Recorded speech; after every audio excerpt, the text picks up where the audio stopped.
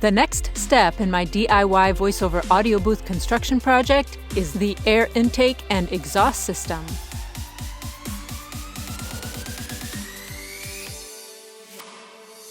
I had just enough wood left over from the booth construction to build an air exhaust system for the booth. I took 2 pieces of 4-inch insulated flex pipe and duct taped an exhaust fan in the middle.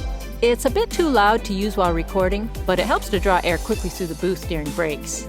I use PVC pipe fitting rings on the ends of the flex pipe. One end will be fitted into the end of the box. The other will fit into a hole in the ceiling of the booth. Bending the pipe a few times within the box introduces reflection and absorption points to diffuse any sound that might travel through the pipe from the outside. I fill the box with leftover scraps of Roxul Safe and Sound insulation. I staple a piece of floor sound barrier and then a moving blanket to the bottom of the box. Next, the intake box. This one is smaller. I feed the necessary wires through another piece of insulated flex pipe. I include a USB, HDMI, and various audio cables. See more about the wiring at the blog post in the description. A PVC pipe fitting ring is duct taped to one end and put through a hole in the wood of the box. Again, I bend the pipe in the box a few times to introduce reflection points that will diffuse the sound passing through it. I fill the box with leftover scraps of Roxul Safe and Sound insulation.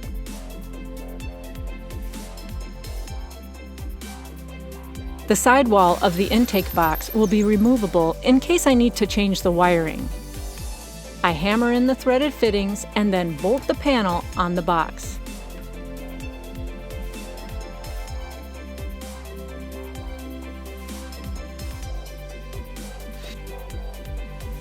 I drill a hole just next to the door. I stapled a piece of moving blanket and floor sound barrier on the surface that will fit up against the booth. Using a hole saw, I drill a 4-inch hole in the top of the audio booth and put a metal pipe ring into it.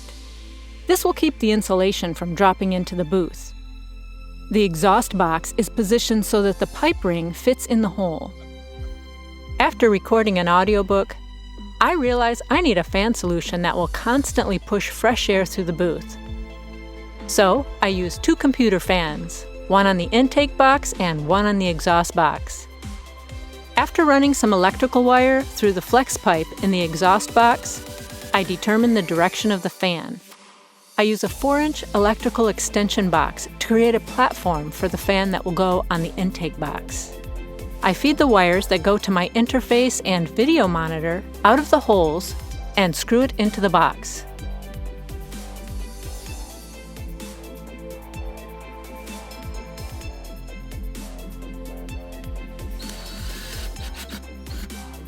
I screw another fan into the exhaust box and run the wire down the hole in the roof of the booth. I wire the 2 fans to a power supply socket that matches the 12-volt power supply jack. I plug this into the surge protector that's in my booth. When the lights are on, the fans are on, and bringing fresh air into my booth. Check out the blog post in the description to see the diagrams and materials list. Check out the next video to see how we customized a standard interior door for use in my audio booth. I set out to build a professional audio booth for voiceover recording. Before I charged my drill, I spent 2 years researching everything from the science behind audio waves to room treatments such as diffusion panels and bass traps. While this is a how-to series of sorts, I am not responsible for any injury, destruction, or loss of any kind, including monetary, that you may incur while attempting anything inspired by what you see here. By continuing to read my vlog and watch the associated videos, you assume all responsibilities for your decisions and actions. I can say that we avoided serious injury despite clumsiness and extreme heavy construction materials. I am not an audio engineer nor a carpenter. I'm just a voiceover artist in pursuit of a quiet place to record audiobooks, content marketing video voiceovers, and voice tracks for radio and television advertisements. Hopefully, you can learn from my mistakes and make an even better booth than I do. If you do, let me know about it. When my design is inspired by someone else's design, I'll tell you, or make a note in the description.